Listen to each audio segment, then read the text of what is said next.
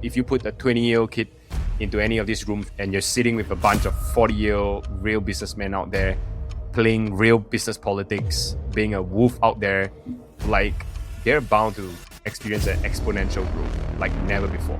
Today, we're about 500,000 users around the world with over 28,000 verified mentors across the globe, including from companies like Google, Meta, Airbnb, Nvidia, and many more. How much disruption is going to happen yet with AI? So how can we future-proof ourselves?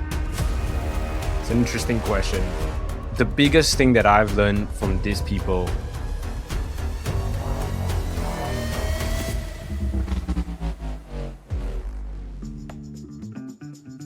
From the city of Peaky Blinders, Birmingham, England, I would like to introduce you to Paddy Danda. As the world becomes more automated and the robots take over, it's imperative that we build the right human skills for the future. So pull up a chair, grab a samosa or two, and make yourself very uncomfortable. Hey, Felix, thank you so much for joining me today. I'd love to know which superpower you'd like to bring to this particular episode. The superpower that I would like to bring into the world is the ability to imagine things beyond your wildest dreams. Just to think of things and be able to imagine new things, new frontiers, new vision for the world, and with no limits. I think that is the superpower that I want to bring to the world. Wow, that is superhero territory right now. So really going beyond limits or the physical limits that we impose upon ourselves. And Felix, I believe you're in Singapore. Yes, I am from Singapore. Calling in from Singapore today as well. Wow. And it is one of my favorite places on the planet because I just feel so safe there. And I just find people there are just on it. You guys are super smart. You're on it. And it's a great place for inspiration to, if you're really thinking about what should you do next, like look to Singapore because you guys are completely on it. I think your government recently announced a subsidy for over 45-year-olds, I believe, to start to get them to re-educate themselves, upskill themselves. Yeah, upskill. Yeah. No, our government loves supporting the citizens. And I think we have one of the world's, if not the world's best government in Singapore. We take an approach of not leaving any person behind in society. We want to make sure that everyone is upskilled, is competitive, is productive, and most importantly, employable. When international companies, let's say like Meta, Nvidia, or Google, sets up themselves in Singapore, we want to make sure that our people are prepared to take the opportunity to be whether employees or operators there or be the leaders of these companies when these companies come to Singapore. And that's why we continuously help our people to re-educate themselves, upskill, reskill, because we want to make sure that everyone is growing alongside the country. Oh, amazing. I wish more governments did that because we would be in a far better place. And what is your backstory? Because I know what you do now, and just for the listeners, you are one of the co-founders of an amazing platform, which we'll get into in a moment. But could you tell us a little bit about your background? And as a child, what did you want to be? Yeah. As a child, I wanted to be a pilot. And the backstory started from there. It was because every single time my parents were to bring me to the airport, the Changi Airport, the famous Singapore's Changi Airport, I would be crying. And it's really weird because every time I was at the airport, I didn't have a flight ticket. I couldn't fly. I was either there to send someone off or I was just there for a meal. I wasn't born in a rich family. And so flying to me didn't come often. It didn't come until I was maybe in the first year of high school. And just looking at the planes fly, I was like, wow, that must be an amazing feeling to get out of this country and to be able to be somewhere else where you can learn something new. And so every time my parents bring me to the airport and I don't get to fly, I'll be crying. And this is very famous. This is very famous growing up for me and my parents that I would cry there. And so that is who I wanted to be when I grew up was that I wanted to be a pilot, just to be able to explore the world. Now, I grew up in a place, in a shop house with my grandparents, where my grandparents started a very small bakery here in Singapore. And I spent most of my time there with them. And so I was able to see how things run in the bakery. And I was able to help out when I was younger. And I just slept on the second level of the shop. And so by the time every day ends, my dad, who also works there in the bakery, he would bring me home on the other side of Singapore, and he would drive home. And so I would just follow him home. And so I grew up with a lot of, I think, humility for the people who are working in blue collar jobs. I grew up with a lot of humility for the everyday people on the streets.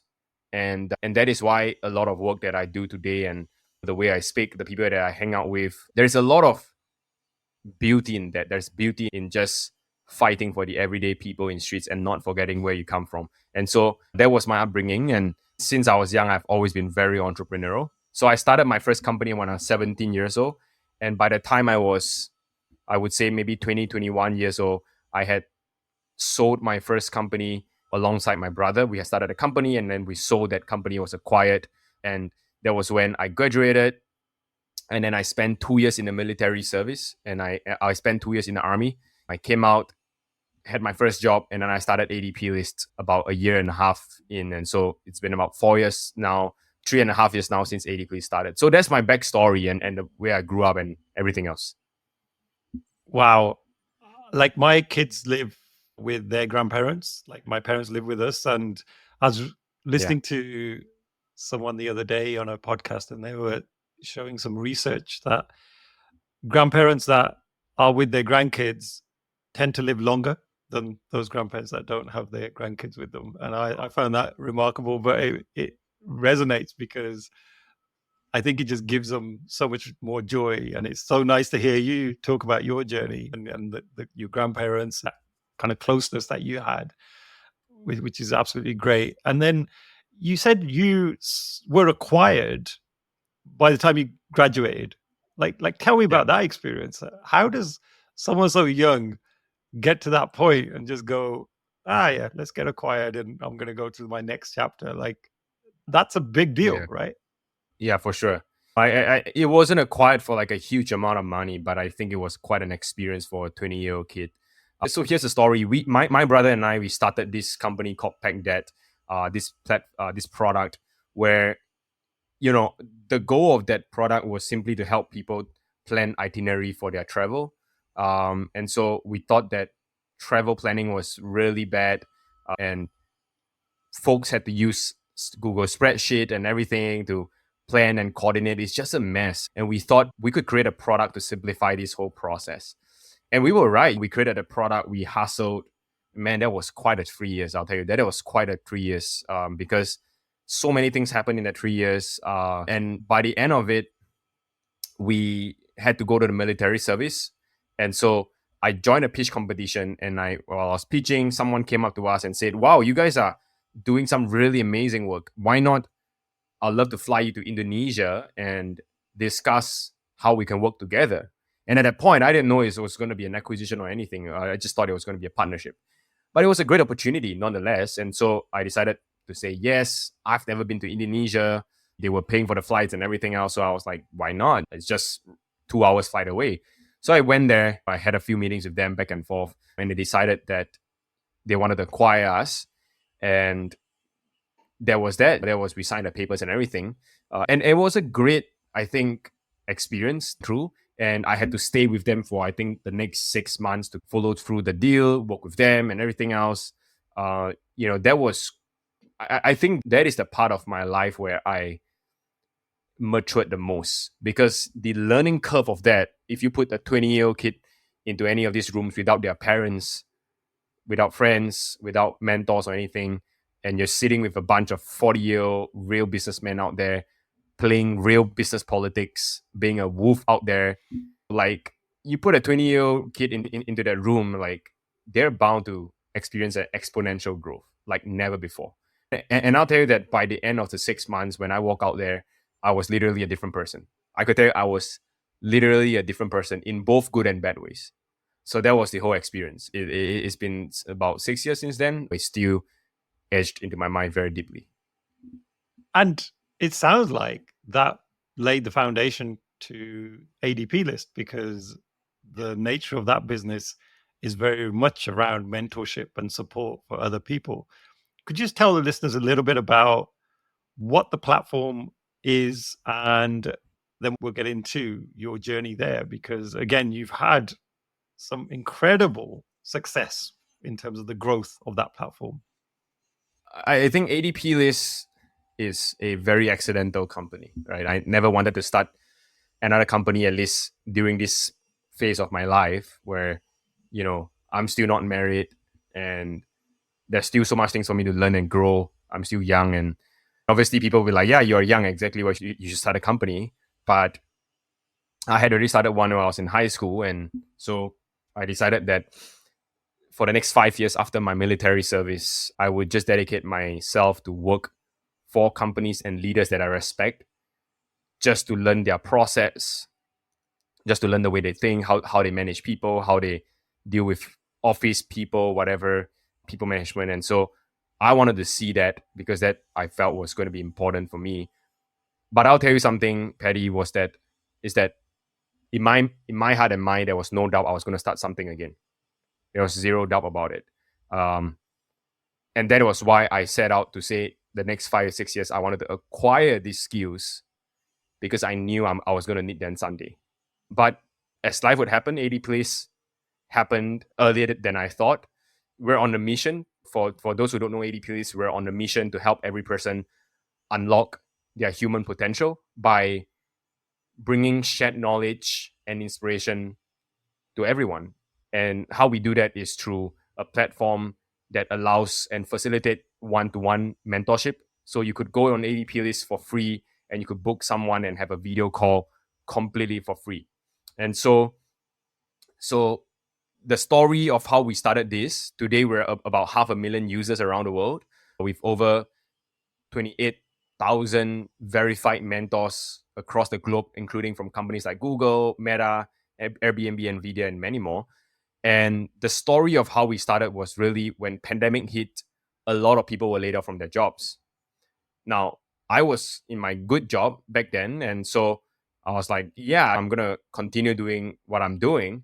But I just kept seeing people on LinkedIn saying that they're laid off, they're scared, whatnot. And I decided that I was going to do something about it. This is where I have a very contrarian, or maybe like a hot take. I don't know if it's contrarian or not, but this is where I believe that entrepreneurs are born and not made. Because there is a sense of me that says I have to solve a problem right now, and I have to do it. I'm not going to be just sitting around a pandemic. And so I decided that I wanted to help people find jobs, and I wanted to help people find someone that can help them. And so that's in the form of mentorship. So the first version of ADPList was a Google spreadsheet where people put their names in, their emails, and their LinkedIn profile and say, hey, if you're looking for help, you can reach out to me. My name is here, so you can reach out to me. Or if you're looking for a job or you were laid off, you could also put your names in there and say, hey, I need a job. And so you can reach out to me as well. So it was just this massive Google spreadsheet that was spread around. And we started with designers, product designers.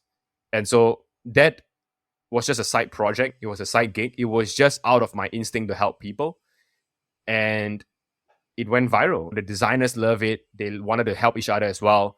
They started spreading that Google spreadsheet. And then one day, my former boss, my former employer, he came to me and he said, hey, I've been following your LinkedIn and it seems like you're doing this side project. It's really cool. It seems to be taking off. But I'm going to give you a choice. If you want to stay in this company, you have to stop doing this side project. You got to stop doing it. And not just that, you got to stop talking about it on your social media. And I was like, wait, why? He was like, because if you talk about it, other employees are going to see it and they're going to think that it's allowed. I was like, is it not allowed to have side projects? He's like, this is a startup. We want you to be full focus. I was like, yeah, but I'm delivering things. Now that's one choice. So I could If I want to stay here, I got to drop that. The second thing, if I want to do that, if I want to accelerate the progress of ADP List, I got to then leave my job. And that choice was given to me when I was 24 years old. That's like, I'm turning 27 soon. So that's like when I was 24. And when you're 24, and by the way, Paddy, I did not go to college. I did not go to university. I'm unlike a lot of Singaporeans. I have not been to university. We can talk about that. But you don't have a university degree in Singapore, and you're like, oh my God, like, when this is a country where prioritizes education. And so what do? Do I want to keep this job, get some savings, or... And that was when I called my co-founder, James, and I say, hey, I was presented this choice. What do you think? And he said, if you leave, I'm going to leave as well. If you leave your job, I'm going to leave my job as well. And we're going to do it full time together. Now, the one big lesson from this is this. This was one of the big things that 50% of the equation that convinced me to leave my previous job to start ADPList, was that the lesson to take away from this is that courage, the courage to jump, is never internal. It never comes from you. It wouldn't. Courage is always external. That means that something is there to support you and then to make that jump. Now, from an analogy perspective, if you were to jump out of the plane today, it's not because you want to jump the plane or because you have the courage to jump the plane, but because the parachute that you're wearing is giving you the courage to jump off the plane. And there is a big leadership lesson here in which courage is external. And that's where I first learned about that. Obviously, in my military experience as well. But when James said, if you jump, I'll jump with you and do this together, it's almost like, well, I'm not going to be alone. So why not? And that convinced me 50%. Now, the other 50% of it was for a more selfish but ambitious reason, was that I was seeing usage of ADP List spreadsheets around the world. In America, in London, in Birmingham, where you're from, and from everywhere, from India, China, whatever. And so... How many people roughly were on that list by then? Maybe 200 people at best. Yeah, so it wasn't a lot, but it was a good sample size. Yeah. But it was everywhere, and I was growing to maybe 1,000. That was like 3 years ago. And when I first look at the data, I'll tell you that the one thing that the 50% that convinced me to jump was because of the geographical locations. And here is the reason why. It might not make sense upon hearing for the first time, but it will. Because for a very long time growing up in Southeast Asia, you see a lot of companies here that are regional. So that means that you have regional success like Grab, Carousel, Shortbag. All these companies, by the way, you might not even have heard of them, like just Ninja Van, whatever, Lala Move and stuff like that. So these are very regional success. But people like Paddy would have never heard of them. People like Paddy would have never benefited from this product because they are regional products. And I'll tell you that one thing that inspires me is that they are regional products. And I'll tell you that when I look at ADPList geographical data, I said this is an opportunity for us to be on a global stage. This is an opportunity for me to take a creation that for the first time, not from Silicon Valley, to be able to serve the world and not say, I'm serving only for Southeast Asian. And I saw that opportunity to make a claim, to make a message that I think hopefully can inspire more people from this part of the world to say that you don't need to be in Silicon Valley to create the next Google or LinkedIn. You can be from where you are at and do something great. And so that really inspired me to say, I think this is a chance to do it. It's not a guarantee opportunity, not even until today. We're still on our way. But it was a chance that I was willing to take because I knew that if we're successful, first of all, we're going to help many millions, and if not a billion of people get access to knowledge to each other, right? That is one thing. But I think beyond that, the success story that is born from Singapore, and also my co-founder was from Africa, like that itself was the legacy that I'm going after and is still the legacy that I'm going after. Because, you could build a good product, But I think the story behind that, the people that inspire for the next generation, when my kids look at that, they don't care about whatever that is going on in the company. I think they care about the story that they get there and say, okay, I can be like that. And so that really inspired me to make the jump. And so that was a story. Obviously, it's a little bit long, but there was a story of when I first started ADPList, what made me jump and what made me want to do this. Wow. That's all I can say. It's like such a phenomenal story. And the fact is, you mentioned that it just grew organically. Like there was perhaps not a big business plan behind it from day one, but you started to see this traction and all of a sudden it blew up. I'm intrigued by one question though. Like you mentioned, anyone can go on the platform right now and be connected to somebody and get free mentorship. What attracts mentors? So the psychology of it, I'm trying to understand. Like we're all really busy people, tech professionals, for example, we're working all hours, and then someone offers us an opportunity to say, hey, sign up here and you give your time for free to people. What is the trigger that you think triggers those people to say, yes, I'm in and I want to do this? We get a lot of critics, by the way, for what we have done, but also a lot of supporters, way more supporters, and people who love us. I would say this. I think maybe I'll keep it simple and straight to the point, is that for a very long time, I think the world has been tainted by the fact that mentorship requires a monetary exchange. So you see a lot of platforms built out of Europe, built out of Asia, built out of the US or whatnot. Every single model before ADPList was paid. Every single one. Now, there's nothing wrong with that, but then paying for mentorship doesn't really make sense, because mentorship is not a frequent use case. So that means that I might pay for you today. I'm not going to pay you every other week or every other month. I might come back like 6 months later, right? And so from a frequency perspective, it's just already doesn't make sense. It's not a recurring revenue business, right? And so the dollars and cents that you can make out of the customer is not a lot anyways. So why pursue that business model in the first place, right? Like, it doesn't make sense. And the mentors are not earning a lot as well. If the mentors are charging $1,000, no one is going to pay them anyways. Someone is going to say, I'm just going to reach out to someone else on LinkedIn who is doing it for free. So why would I pay you $1,000? Now, if you charge $100, someone might pay for it. But again, it faces the same problem that as a platform, you're just going to take a 10% commission fee. It's just going to be $10 for you. You're not going to be a big business. It doesn't make sense from either a behavioral perspective or an economical perspective. Now, that is at least to me. Any founders listen to this or whatever, they might say I'm wrong. Sure, go for it, right? But no one has seemed to be able to prove that model since, I don't know, decades ago, right? And so, first of all, I don't understand why people are still doing it.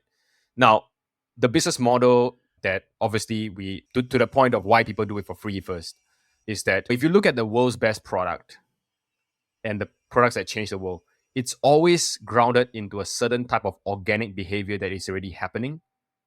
And the products and the technology just accelerates that behavior. Now, I'll give you an example. For a very long time, people have been hailing for taxis on the streets, right? They have been flagging for taxis.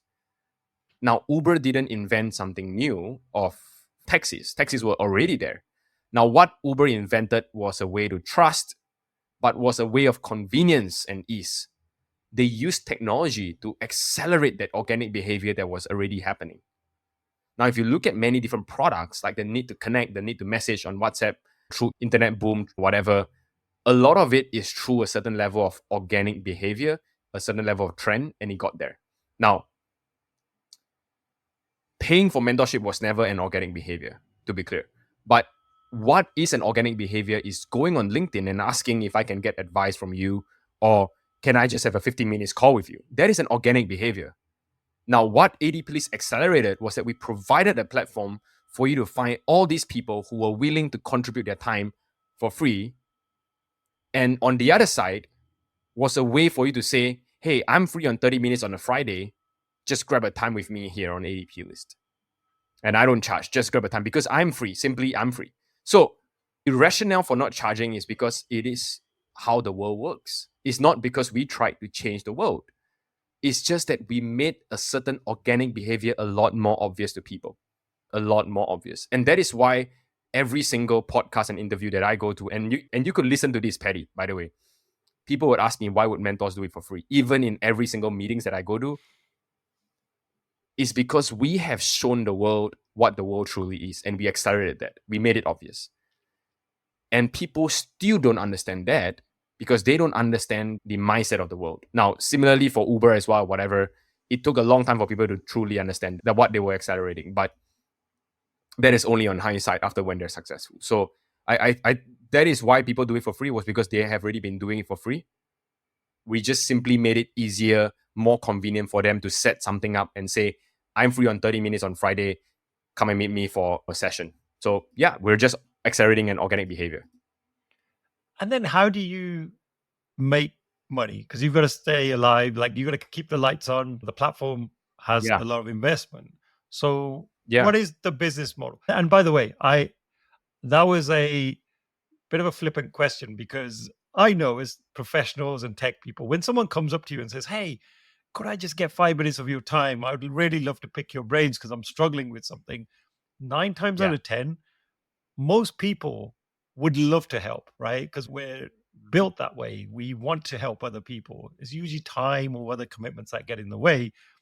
But the first thing that comes to mind is not, oh, how much money can I charge you for those 5 minutes? Like, that's not the response. So I totally understand how that would be super, super appealing to people to sign up. But yeah, so then what is the business model for you? You know, the business model really is, a lot of it comes down to, we don't want our users to pay unless it's absolutely necessary, in which it is not yet now. Nor do we want to walk down the path where people have to pay just to get access to conversations. Our business model, and we're still like debating but building it and whatnot, is a B2B approach, right? And so we believe that with more users and with more people on the platform being active and learning, there is a real opportunity for us to be able to put it out there and say, hey, look, there are, let's say, millions of users on ADPList today. You could be hiring from the pool of talents that are learning on ADPList. You could be recruiting from them on the platform as well. And that's, first of all, our first business model, which is recruiting and hiring. The second thing is obviously advertising, but that's just like parts and parcel of the platform. It's not going to be like, oh, you got to watch like a 10-second ads or whatever. Nah, it's just placing things here and there on the platform, right? So obviously these two are the most obvious business model that we're looking to expand into. Now, these two business models are much more sensible than just having the users to charge, because B2B, they're able to afford more on a more frequent basis as well. They don't pay like once every 1 year kind of thing. So and they're paying for a much higher volume of ticket as well. And so B2B is the direction that we want to go into. Obviously, in the future, our product could even support teams within companies, right? To have external mentorship within their internal teams or whatnot. Those are just some of the ideas, right? But we truly think that the opportunity doesn't lie just with charging the users. There is a lot of opportunities for us to be able to explore, to work with partners, to bring ADPList to them or for them. Yeah. And Felix, I've been following you in terms of your newsletter and some of your social media, and I saw that you've launched a podcast and you interview some amazing people, like A-list thought leaders in the world, authors who are world-renowned. So I was thinking, you must have acquired a lot of knowledge and a lot of wisdom from all these people that you get to speak to. If someone out there currently is in this mindset of a little bit overwhelmed with everything that's happening with technology, AI, and that uncertainty about the future of work, like, what advice could you give to somebody who's trying to future-proof themselves, trying to future-proof their career in some way or other? Because I just don't think we fully appreciate just yet how much disruption is going to happen yet with AI. Like, we're still playing with the toy, right? It's like a Christmas present. We've opened it, we've played with it, but there's going to be a realization at some point. So how can we future-proof ourselves? It's an interesting question. The biggest thing that I've learned from these people is the idea of I think there's a few things, but I think first thing that really comes to my mind and struck me was the power of determination and grit. And I interviewed Guy Kawasaki recently. The interview should be out very soon, next week on our podcast. And we discussed a whole lot on the idea of grit. And if you look at the most successful people and even the ones that I've interviewed, I think grit and determination is a real thing and it's the most powerful thing, because even if you love something, at some point in the journey of going after what you want, that you love, you're going to hate the process. You're going to not like waking up at 5 a.m. You're not going to like staying up at 2:30 a.m. You're not going to enjoy a lot of it. There's a lot of things that's going to screw up, honestly.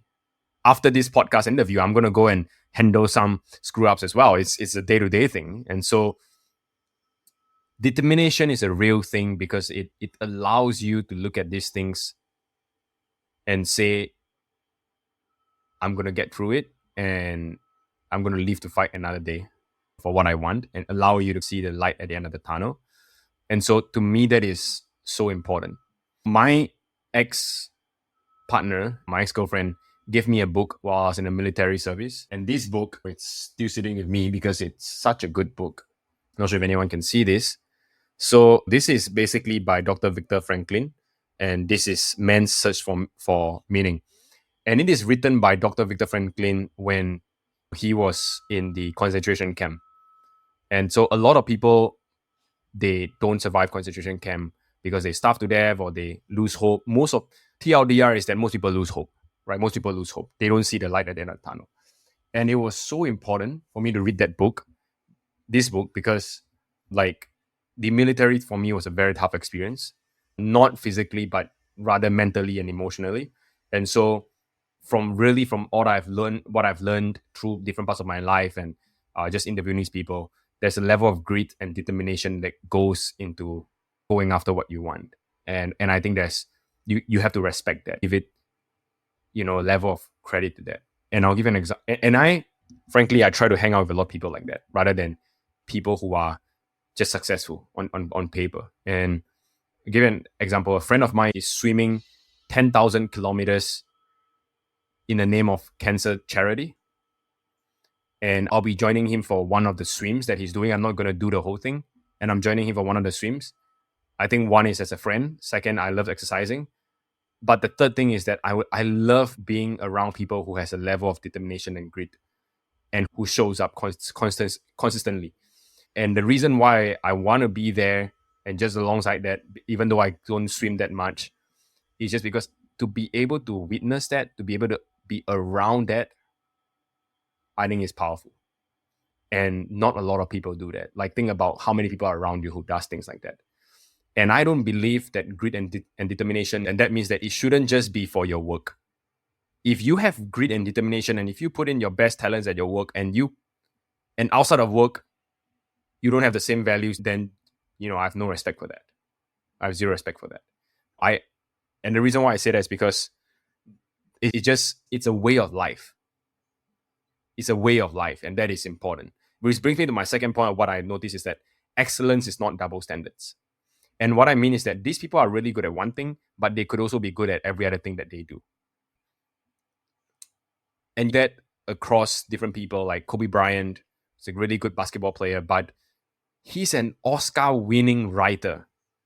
Can you imagine? Like, Steve Jobs was not just good at creating Apple.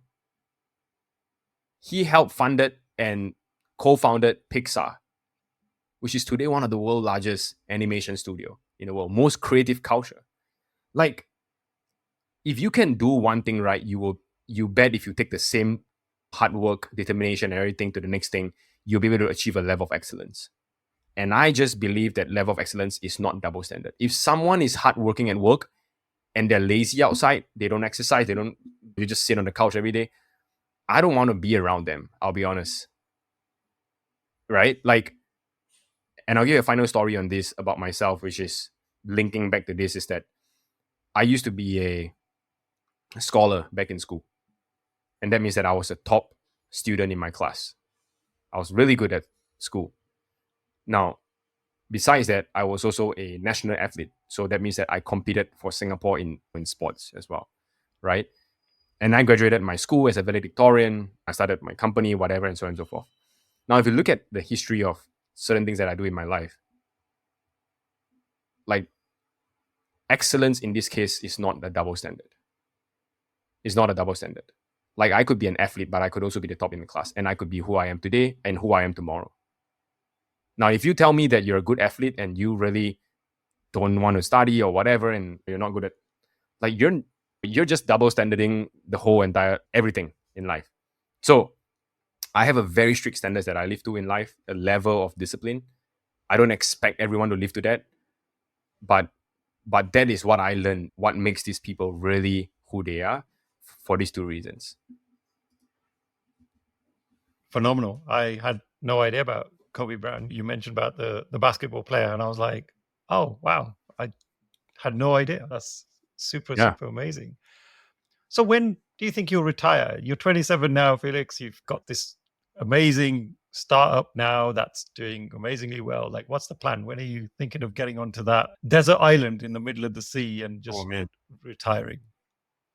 Well, if you ask the people that are close to me, I don't think they will say that I'll ever retire, and I think that's the right answer. I don't. The job is not done. Job is not done, and there's just a lot of more things to do. So I don't think that is ever in sight. Not even if I'm 50, and so yeah, the job's not done, and there's still a lot of things to do. What's to do? Well, I think to be able to create good things and for the next generation, and to be able to share the message forward. When I mean create good things, I don't just mean create new technology or new products or new platforms. Those are just part of it. But I think create new things, it could mean helping out with social initiatives, policies, whatever, shaping new things that could able to help and shift people's forward ideology, experience. There's so much to contribute, and it's just the work is never really done, right? Like one of the big things that I hope to do is one is sustainability. I really want to get into sustainability in the future, and then healthcare is part of it. I want to get into as well, hopefully, but that's not on top of my list. And then I hope to be able to support the government here in Singapore, in which I told you they are the best in the world. And so for me, let's say the later stage of my life would be able to be involved in some of that and shaping the next generation of people in this country, but also perhaps the world. I think that would be a great honor, to be honest. And so that is something that I hope to be able to have the privilege to do. And that's going to be a long time. Yeah. Phenomenal. Oh, I love your attitude, because I think, for a lot of us sitting on that desert island, we would get bored pretty quickly. But that's often an aspiration that many young people have, is I want wealth and I want that success. Once I've got it, then I'm done, kind of thing. But the reality is that it's not always that fulfilling. And Felix, love the platform. If anyone's sort of listening to this and thinks, hey, I would love to join and offer my services, or even as a mentee, who can sign up? Is there a particular skill set you need? Is there a particular domain you must come from? How does it work? Yeah, so everyone can join ADPList for free as a member to learn from others, or as a mentor to contribute to others. And as a mentor, you can actually learn from other mentors as well. That is highly encouraged. So everyone can join, but specifically who should join people in tech, right? Whether you're a product manager, product designer, you're a leader, executive in tech, looking to upskill your soft skill, communication skills, public speaking, or whether your hard skills in terms of like, how do I strategize things, or how do I design a good product, so on and so forth. People should join it if you're in these profiles. Ideally, if you're sort of like mid-level and above, so maybe you're 5 years into your job, you want to navigate your career, you want to upskill, so on and so forth, all the way to leaders, I would highly encourage. Now, what I would not encourage are juniors who are just looking for jobs. I would definitely not encourage you to be on ADPList if you're just a junior, because most juniors that we see are just asking for a job, right? And that's not really an insightful conversation for anyone. And so I would say come when you belong in these categories, and when you have really good questions that could help elevate your own quality of life and where you want to be.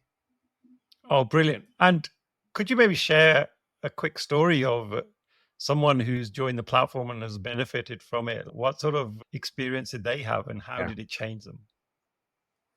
Well, I think one of the most sort of powerful things that I experienced was that someone from Nepal came to have a mentorship session with one of our mentors. And essentially what he came from a village. And what happened was that the mentor managed to obviously share a lot of knowledge with him. And later, a few months down the road, the mentee came back and said, "Hey, I've shared all this knowledge with my friends back in the village."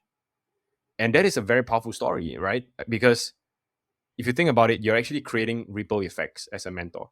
There's a lot of things where you might not see on the platform, but it's happening off, right? And when you hear these stories, it's just truly inspiring to be able to have these people from certain countries, certain places, or whatever, just everyone. Like, you're meeting someone in places that you have not even been to. You're meeting a complete stranger on the internet, and you're taking amazing new knowledge from them. You're taking life perspective and experiences from them, in which you might not even have the chance to go there to get it. And for the first time, it is possible without a single cent because of ADPList. And that, to me, is the magic. And that story that I just shared is exactly why we exist. It's exactly what we try to do every day. It's the fact that when you share knowledge with someone, it goes further and beyond than just one person. Oh, brilliant. Love that story. And that's absolutely amazing. I just think the value that set of people have got from the platform is absolutely phenomenal. Being able to connect people from anywhere around the world and have the opportunity to speak to someone with a certain expertise that could help change your life is phenomenal. Well, Felix, it's been such a pleasure. I know we've run out of time. And actually, I'm going to ask you one last question. And it's my fun question because I think I'll get an interesting answer from you.